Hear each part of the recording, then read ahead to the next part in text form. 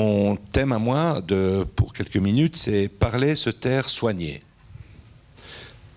Voilà le thème que ce séminaire se propose de sonder, dans une perspective transdisciplinaire. Un jour, Jean-François nous expliquera les nuances entre transdisciplinaire, pluridisciplinaire, interdisciplinaire, etc., qui sont importantes. Autrement dit, qu'est-ce qui caractérise un dialogue thérapeutique? À quels paramètres, quels ingrédients particuliers le reconnaît-on, le distingue-t-on de notre type de dialogue? Amical, familial, philosophique, religieux, politique, professionnel, technique, éducatif, coaching, etc. Est-il réservé seulement aux soignants et aux thérapeutes en général? Ou bien d'autres personnes sont-elles aussi à même de conduire un dialogue qui soigne, même si ce ne sont pas des professionnels du soin, en quelque sorte des laïcs en matière de soins? À qui donc appartient le soin? Notre hypothèse de départ se fonde sur une évidence partagée par tout le monde. Le dialogue thérapeutique est une expérience humaine d'abord, qui reflète une compétence universelle. Chacun, chacune, sans formation particulière, est à même de vivre, à un moment donné ou un autre de sa vie, cette expérience, et même plus souvent qu'il n'y paraît à première vue. Autrement dit, cette prémisse consiste à défendre l'argument qu'il n'est pas vrai que c'est l'habit qui fait le moine. On peut soigner sans blouse blanche. Quand une mère berce et console son enfant malade, ou blessé, ou malheureux, il est évident que dans son attitude, dans ses paroles, dans son silence, quelque chose de thérapeutique est à l'œuvre. Elle soigne son enfant, même s'il s'agit ici d'un soin très humble, roturier ou laïque, non préparé de façon professionnelle et ne souscrivant à aucun esprit corporatiste. Première définition du soin, attention, application que l'on met en faisant quelque chose. Deuxième définition, charge, devoir de veiller sur quelqu'un ou quelque chose. L'attention offerte à quelqu'un me paraît un critère clé et semble en soi un remède. Je songe à Simone Weil qui disait « Un quart d'heure d'attention vaut beaucoup de bonnes œuvres ». Quelle est donc la différence de ce processus thérapeutique entre les verbes « to cure » ou « to care » en anglais? Nous y reviendrons certainement avec le professeur Éric Bonvin le 20 février prochain. Je me souviens d'une femme de ménage à l'hôpital de Sri, il y a, mon Dieu, une vingtaine d'années, qui pendant des années et des années avait un effet réellement curatif sur les patients de la division à laquelle elle était affectée. Et ceci bien davantage que les médecins et les infirmières. Ceci de l'aveu des patients eux-mêmes. Tous très sensibles à sa présence tranquille, affable, rassurante, optimiste, dédramatisante, et qui plaisantait souvent et riait pour un oui, pour un non, taquinant volontiers, de façon affectueuse, les patients.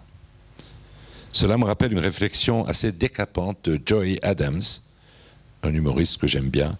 Un psychanalyste, c'est quelqu'un qui vous pose pour beaucoup d'argent des questions que votre femme vous pose pour rien.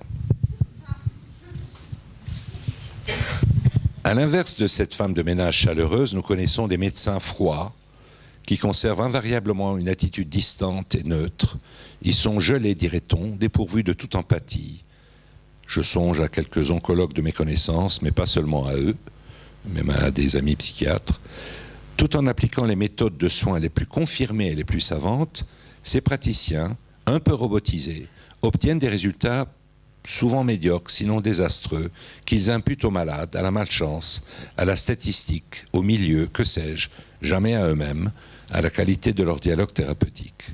Oui, même un oncologue est concerné par le dialogue thérapeutique. Michael Balint disait que lorsqu'un médecin prescrit une ordonnance, c'est lui-même qui le prescrit. Est-ce à dire que la fameuse empathie, l'empathie, est un ingrédient essentiel au dialogue thérapeutique? C'est un peu la mode aujourd'hui de vanter l'empathie, en l'identifiant faussement au processus d'alliance, qui lui, il est vrai, reste la condition absolue de succès thérapeutique pour toutes les écoles de psychothérapie. En réalité, l'empathie n'est qu'un des paramètres de l'alliance thérapeutique, et pas forcément le plus important. La compassion est un sentiment plus important que l'empathie, comme le disait cette semaine Naoum à nos collaborateurs lors d'une séance de supervision à Concile. L'authenticité du dialogue est un autre paramètre essentiel, plus important que l'empathie. Enfin, pour prendre encore un autre cas de figure, un dialogue conflictuel avec un patient peut parfois mieux le guérir qu'un dialogue dégoulinant d'empathie. Je me souviens d'une patiente qui avait guéri ses migraines rebelles après m'avoir engueulé copieusement. J'ai décrit d'autres exemples du même tonneau dans un de mes livres. Nous voyons donc qu'une femme de ménage est capable de mener un certain dialogue thérapeutique, c'est-à-dire que sa façon de parler, de se taire, d'écouter, d'être là, cette façon à elle de soigner, peut avoir des résultats significatifs. En ce sens, non, 3 fois non, le dialogue thérapeutique n'est pas réservé aux soignants professionnels, et c'est une chose trop sérieuse pour la confier au seul médecin. Me vient ici à l'esprit une autre réflexion, tout aussi caustique, mais de notre auteur, Rodney Dangerfield, qui dit « Je dis à ma femme la vérité. Je lui ai avoué que je voyais un psychiatre. Alors elle m'avoue à tout, qu'elle voyait un psychiatre, 2 plombiers et un barman. » C'est pour cela que nous avons mis sur pied ce séminaire, en le plaçant dans une perspective transdisciplinaire. Sont invités à la table des débats des psychiatres, des philosophes, des théologiens, des psychanalystes, des systémiciens, des anthropologues, des sinologues. Tous ensemble, nous allons explorer avec eux quelles sont les caractéristiques spécifiques du dialogue thérapeutique. À quels ingrédients, quel sel, quel piment, quel poivre, quels autres condiments ou épices on le reconnaît. Il s'agit là en quelque sorte des universaux du dialogue thérapeutique que nous allons répertorier s'ils existent.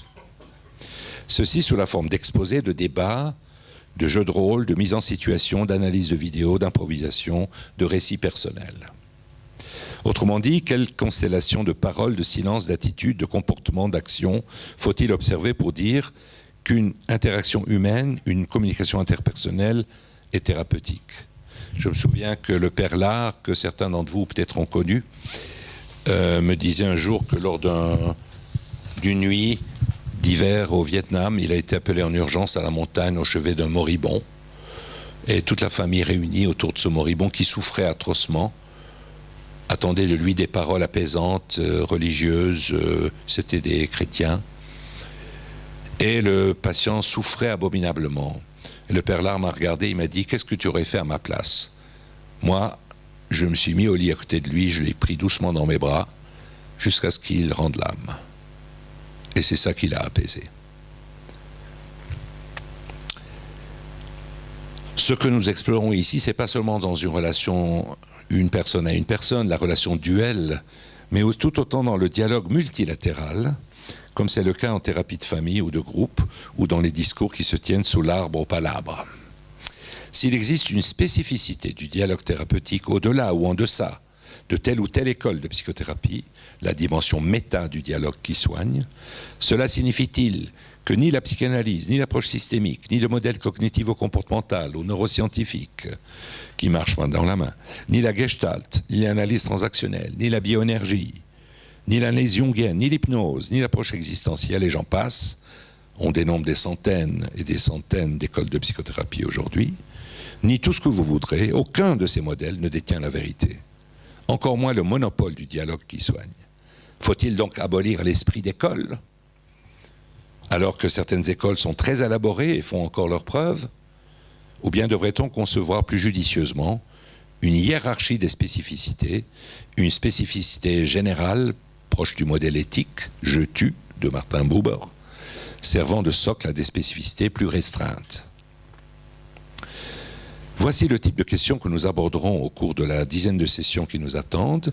Nous procéderons par étapes successives avec curiosité, exigence et inventivité, en progressant par essais et erreurs successifs, ce qui est l'évolution attendue d'une situation d'apprentissage. À ce titre, nous vous recommandons évidemment de suivre l'ensemble des sessions pour en retirer la substantifique moelle, comme disait Rabelais, qui forgeait l'utopie de l'abbaye de Thélème. Nous appliquerons une méthode flexible, ouverte, en nous défiant de toute scolastique.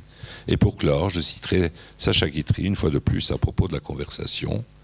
Dans la conversation, gardez-vous bien d'avoir le dernier mot, le premier.